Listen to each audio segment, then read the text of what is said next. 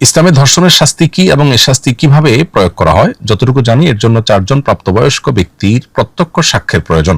কিন্তু ধর্ষণের ক্ষেত্রে প্রত্যক্ষ সাক্ষী তো অসম্ভব, সেখানে আবার 4 জন। তাহলে এই বিধানটি ঠিক কিভাবে প্রয়োগ হবে? বিস্তারিতভাবে ব্যাখ্যা করবেন প্লিজ।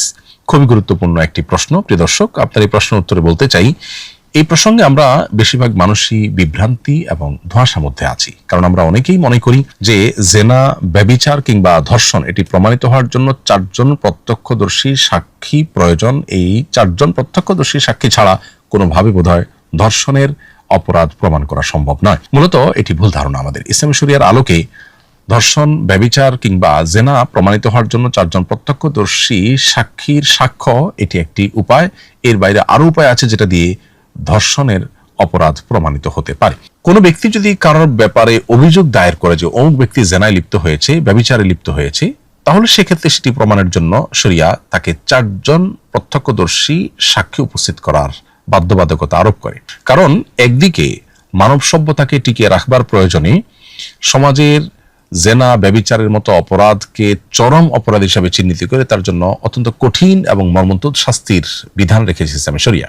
যেই বিষয়ে অপরাধের শাস্তি অত্যন্ত কঠিন, সে বিষয়টি যেনতেনভাবে যদি প্রমাণিত হয়ে যায়, তাহলে সেক্ষেত্রে অনেক নির্দোষ মানুষও কিন্তু দোষী হয়ে যাবে বা দোষী সাব্যস্ত হয়ে যাবে এবং তারা কিন্তু জুলুমের শিকার হবে। এজন্য এ বিষয়ে কেউ যদি দাবি করে, কারোর বিরুদ্ধে কোনো অভিযোগ তোলে, তাহলে তাকে যথাযথভাবে অত্যন্ত শক্তভাবে সেটি প্রমাণ করতে হবে। সেজন্য 4 জন প্রত্যক্ষদর্শী সাক্ষীর সাক্ষ্যের শর্ত আরোপ করেছে শরিয়া। কিন্তু ভিকটিম নিজে যদি অভিযোগ দায়ের করেন কোনো ব্যক্তির বিরুদ্ধে, কোনো ধর্ষকের বিরুদ্ধে, তাহলে সেক্ষেত্রে তিনি 4 জন সাক্ষী উপস্থিত করতে না পারলেও সেটি প্রমাণ করবার উপায় আছে। অর্থাৎ এরকম ব্যক্তি যিনি ধর্ষণের ব্যাপারে অভিযুক্ত, বিভিন্ন আলামত এবং প্রমাণ রয়েছে তার ধর্ষণের বিষয়ে, কিন্তু তিনি স্বীকারও করছেন না, আবার 4 জন সাক্ষীও নেই, তাহলে তাজির বা বিচারকের বিচারিক যে গবেষণা, সেটার আলোকে তিনি যে কোনো শাস্তি নির্দিষ্ট অপরাধের মাত্রা ভেদে তার উপর আরোপ করতে পারেন।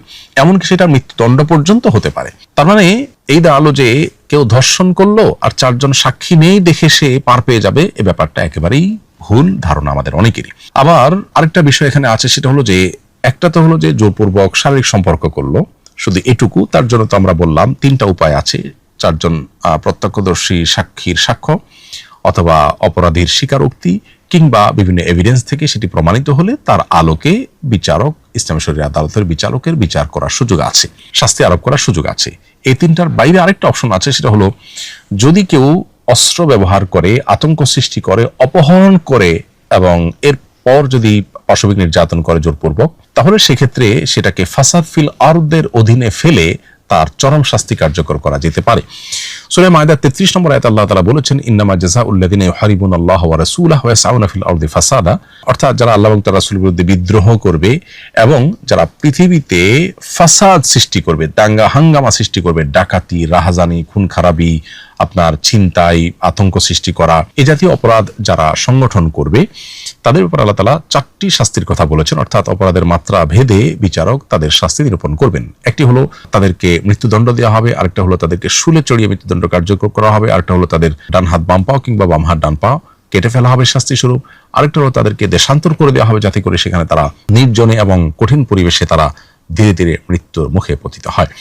তো এই যে 4টি চরম শাস্তির কথা বলা হয়েছে, এটি হলো ফাসাদ ফিল আরদের শাস্তি।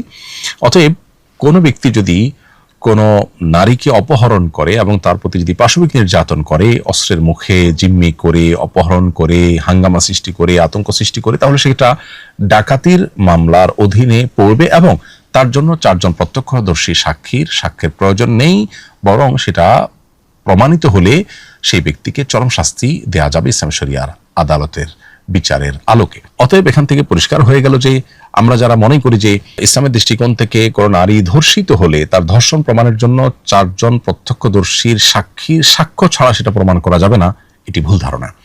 মূলত এটিকে প্রমাণ করবার আরো বিভিন্ন উপায় আছে এবং অপরাধের মাত্রা ভেদে আল্লাহ রাব্বুল আলামিন শাস্তি আরোপ করেছেন। আল্লাহর দেওয়া শাস্তির বিধান কিয়ামত পর্যন্ত মানুষের জন্য প্রযোজ্য, যথাযথ মানবরচিত বিধান এবং বিচার ব্যবস্থা, এটা কোনোভাবেই আল্লাহর দেওয়া বিধান এবং বিচার ব্যবস্থার সাথে তুলনাযোগ্য হতে পারে না।